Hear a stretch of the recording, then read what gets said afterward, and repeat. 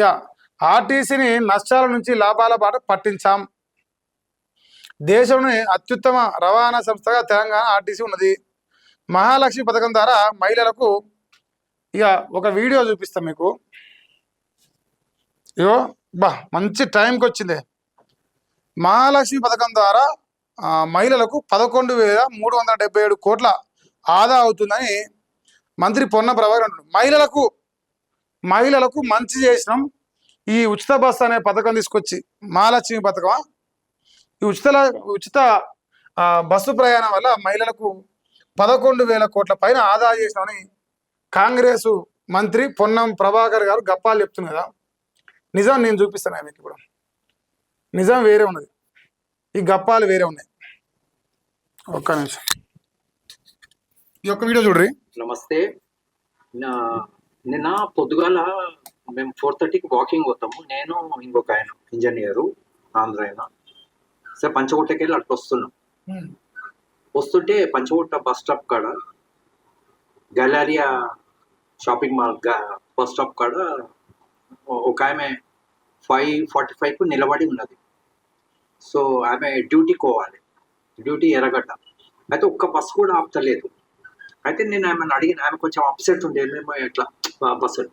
అయితే నిన్న నువ్వు ఎందుకు అట్లా అప్సెట్ కొన్నావు అంటే, బస్సులు ఒక్కటి కూడా ఆపుతలేదు సార్, నేను 10 minutes అయింది అన్ని పోతున్నాయి అని ఆపుతలేను.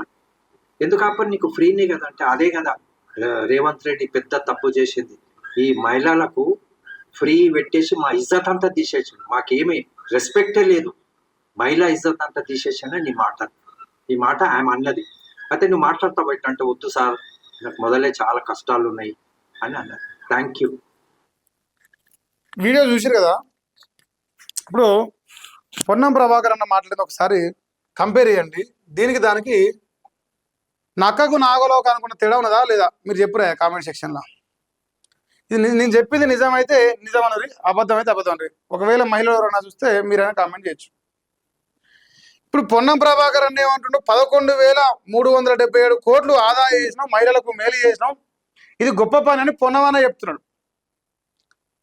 కానీ పొద్దుగాలు లేచి ఆఫీస్లో పోవాలని ప్రయత్నం చేసే మహిళలను, హైదరాబాద్లో లేదంటే గ్రామాలలో పనులకు పోయే మహిళలను పొద్దుగాల నిలబడి ఇట్లా చేయి పెడితే బస్సు ఆపుతలేరు. ఇలా ఎందుకు ఆపుతలేరంటే, రేవంత్ రెడ్డి అనే తెలంగాణ రాష్ట్ర ముఖ్యమంత్రి మమ్మల్ని ఇజ్జత్ లేకుండా చేసిండు, మాకు ఇజ్జత్ ఇస్తలేరు బస్సులు నడిపే డ్రైవర్లు, మాకు బస్సు ఆపుతలేరు అని చెప్పేసి తన గోడు వెళ్ళబోసుకునే ప్రయత్నం చేసింది. ఆయన శేఖర్ రెడ్డి గారు అనుకుంటా, నాకు మొదటి నుంచి మన ఛానల్ వ్యూవర్.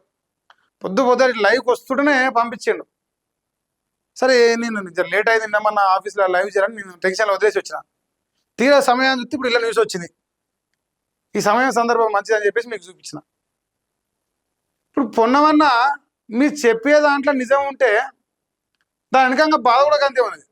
ఇప్పుడు ఈ ఉచిత బస్సు గురించి మాట్లాడితే రాష్ట్రంలో మహిళలు సిగలు పట్టుకొని తనుకున్న వీడియోలు వచ్చినాయి. గతంలో చూసినావా? పోనీ రాష్ట్రంలో ఉన్న మహిళలు ఉచిత బస్సు కావాలని మిమ్మల్ని అడిగిర్రా? మీ రాజకీయ స్వార్థం కోసం మీరు పెడుతుర్రి. ఆ బస్సులు నడిపే డ్రైవర్లకు మీరు గైడ్లైన్స్ ఇవ్వకపోతుంది. ఒకవేళ ఇస్తే వాడు పాటించకపోయే, వాడు మహిళలను చూస్తే దయ్యాలను చూసినట్టు ఫీల్ అవుతాడు. మహాలక్ష్మిలను చేసుడు కాదని ఆయన మనుషులేక చూడమంటారు. వాళ్ళు మమ్మల్ని మనుషుల్లాగా కూడా గుర్తిస్తలేరు.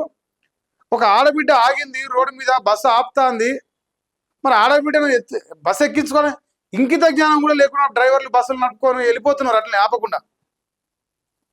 కొంచెమైనా మానవతను చూపిరా బాబు. కర్మ గాలి దశామూరు మీద కూర్చొని ఇలా మీకు ఓటేసిరు మహిళలు. వద్దురా నాయన నీ ఫ్రీ పాడేరు, మాకు వద్దురా అంటారు. ఫ్రీ లేకపోయినా పర్లేదు నాయన, ఫస్ట్ మాకు ఇజ్జత్ ఇవ్వమని, మాకు ఆత్మగౌరవం పోతుంది. మహిళలు అంటే తెలంగాణలో ఆ ఇంట్లో ప్రతి ఇంట్లో ఆడబిడ్డను గొప్పగా చూసుకుంటారు, మహాలక్ష్మి లెక్క చూసుకుంటారు. బజారుకు వస్తే మమ్మల్ని మహిళ లెక్క గుర్తిస్తలేరు, అసలు పరువు తీస్తున్నారు, మాది బస్సు ఆపుతలేరు, మాకు ఇజ్జత్ పోతున్నాయి. ఆడబిడ్డ తన ఆవేదన వెళ్ళకక్కున్నది. ఆమె ఏదో ఉద్యోగం చేస్తుంటుంది, పాపం చెప్పుకోలేక నేను రాను లైవ్కి అని చెప్పింది. ఎందురన్నా ఆయన మీరు చెప్పే ముచ్చటనేమో ఇట్టుండే, ప్రాక్టికల్గా అది వర్కౌట్ కాలే. ప్రాక్టికల్గా ఇప్పుడు మీరు బుక్ నాలెడ్జ్ ముచ్చట కదా, లైవ్ లో ప్రజలు ఎంత బాధ అనుభవిస్తారు అది లెక్కకు వస్తుంది.